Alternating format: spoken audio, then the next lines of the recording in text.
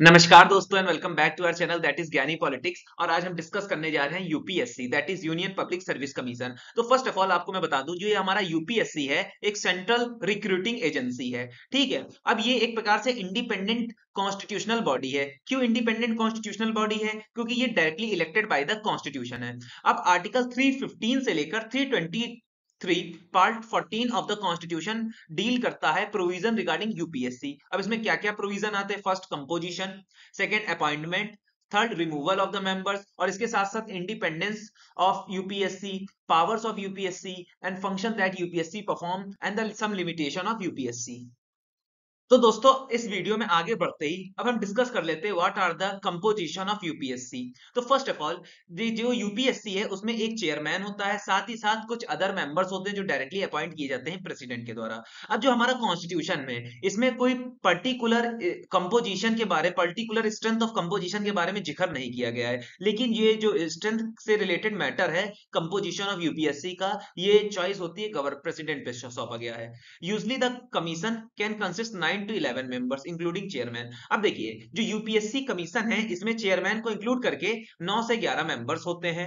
अब देखिए ऐसी तो कोई स्पेसिफिक क्वालिफिकेशन नहीं है कॉन्स्टिट्यूशन के द्वारा प्रिस्क्राइब की गई है to become to taken the for taking the membership of UPSC, but लेकिन वन हाफ जो मेंबर्स हैं यूपीएससी के, वो कोई भी गवर्नमेंट ऑफिस को हेल्ड करना चाहिए, ऑफिस ऑफ गवर्नमेंट और government of state for 10 years।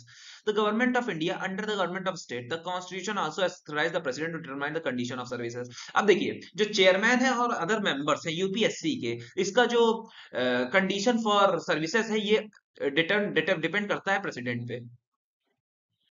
तो दोस्तों अभी तक हमने जाना जो प्रेसिडेंट है वो यूपीएससी कमीशन के चेयरमैन और अदर मेंबर्स को अपॉइंट करता है। इसके साथ साथ वो एक एक्टिंग चेयरमैन को भी अपॉइंट करता है। इसकी दो कंडीशन है। When the office of chairman falls vacant, जब कभी भी जो चेयरमैन का ऑफिस होता है खाली होता है तब अपॉइंट किया जाता है acting chairman. whenever the chairman is unable to perform his function, और जब कभी भी जो हमारा चेयरमैन है यूपीएससी कमीशन का अपनी फंक्शन को परफॉर्म नहीं कर सकता है due to illness, due to some any other reason और ड्यू टू एब्सेंस, तब एक एक्टिंग चेयरमैन अपॉइंट किया जाता है प्रेसिडेंट के द्वारा। तो दोस्तों रिमूवल ऑफ यूपीएससी, जैसे कि हम लोग जानते हैं कि प्रेसिडेंट ही अपॉइंट करता है चेयरमैन और द मेंबर्स ऑफ यूपीएससी, वैसे ही प्रेसिडेंट के पास पावर होती है कि वो रिमूव कर देता है। इसकी तीन कंडीशन है। फर्स्ट, इफ ही एडजज एज एन इंसॉल्वेंट। अब देखिए इंसॉल्वेंट अगर एक वर्ड में कहा जाए तो bankruptcy, if the person is unable to pay his due to lack of money. अब देखिए अगर कोई व्यक्ति अपने पास्ट ड्यूज को पे नहीं करता है due to lack of money, तब उसको रिमूव कर दिया जाता है प्रेसिडेंट के द्वारा मेंबर्स ऑफ यूपीएससी से। अब सेकंड है, if he engage during his term of office in paid employment outside the duty of his office. अगर देखिए अगर कोई मेंबर या चेयरमैन यूपीएससी का during his term of office कहीं और वर्क करता है और उसको उसका पेमेंट मिलता है, तब उसको रिमूव किया जाता है। और if he is in the opinion of president unfit to continue his office by the reason of infirmity of mind. अब इनफर्मिटी मतलब होता है illness for a long time. अगर प्रेसिडेंट कंसीडर करता है कि this person is unable to perform the duties of his office due to illness, then उसको remove कर देता है प्रेसिडेंट। तो दोस्तों अब हम डिस्कस कर लेते हैं किन किन कंडीशन पे UPSC united public service commission की इंडिपेंडेंस है। The constitution has made the following provision to safeguard ensure the independence and impartial functioning of UPSC. अब यहाँ पे इम्पार्शियल मतलब होता है निष्पक्ष, मतलब विदाउट एनी डिफरेंशिएशन। तो कॉन्स्टिट्यूशन के अंदर कुछ ऐसे प्रावधान है जिससे वो यूपीएससी को एक इंडिपेंडेंट सेफ गार्ड प्रोवाइड करती है और निष्पक्ष विदाउट एनी डिफरेंशिएशन के तौर फंक्शनिंग करने में हेल्प करता है। पहला इसका पॉइंट है दैट इज द चेयरमैन और a member of UPSC can be remove from the office by the president only in the manner और on the ground mention in the constitution. अब देखिए जो चेयरमैन है और साथ साथ जो मेंबर्स हैं यूपीएससी कमीशन के, उसको रिमूव कर दिया जाता है बाय प्रेसिडेंट। और कौन ग्राउंड पे, इनको हम पहले पढ़ चुके हैं। Therefore they enjoy the security of tenure. इसी के साथ ये अपनी लॉन्ग टेन्योर की सिक्योरिटी को एंजॉय करते हैं। सेकंड पॉइंट है the condition of service of chairman और a member through determined by the president can not be varied to the disadvantage after his appointment.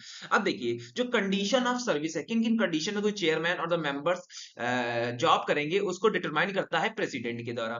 अब सी है the entire expenses including salaries, allowances, pension can be taken from the consolidated fund of India. अब देखिए जो members हैं साथ ही साथ chairman है, उनकी सैलरीज होंगी, अलाउंसेस होंगे, पेंशन होगी, वो ली जाती है कंसोलिडेटेड फंड्स ऑफ इंडिया में, and they are subjected to vote of parliament. अब देखिए इसमें जो कंसोलिडेटेड फंड है इंडिया में, इसमें कोई भी रोल नहीं होता है पार्लियामेंट का।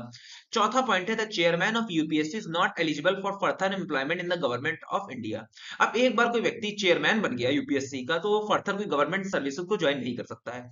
और ई वाला पॉइंट है member of UPSC is eligible for appointment of chairman of UPSC और एसपीएससी। देखिए जो मेंबर होता है यूपीएससी वो एलिजिबल होता है for chairman of UPSC and member of SPSC, but not for the employment. लेकिन वो किसी भी स्टेट गवर्नमेंट और गवर्नमेंट ऑफ इंडिया के अंदर एम्प्लॉयमेंट के हकदार नहीं होता है। द चेयरमैन और a member of UPSC after completing his first term is not eligible for the reappointment of office that in second term. अगर देखिए चेयरमैन और कोई मेंबर हो यूपीएससी का जिसने अपना टेन्योर कंप्लीट कर लिया हो फर्स्ट टर्म का, तो वो फिर से रीअपॉइंटेड नहीं किया जा सकता सेकंड टर्म के लिए। तो दोस्तों अब हम डिस्कस करते हैं फंक्शन जो यूपीएससी इंडिया की परफॉर्म करती है। तो फर्स्ट ऑफ ऑल ये कंडक्ट कराती है एग्जामिनेशन पहला ऑल इंडियन सर्विसेज के लिए, सेंट्रल सर्विसेज के लिए और पब्लिक सर्विसेज के लिए।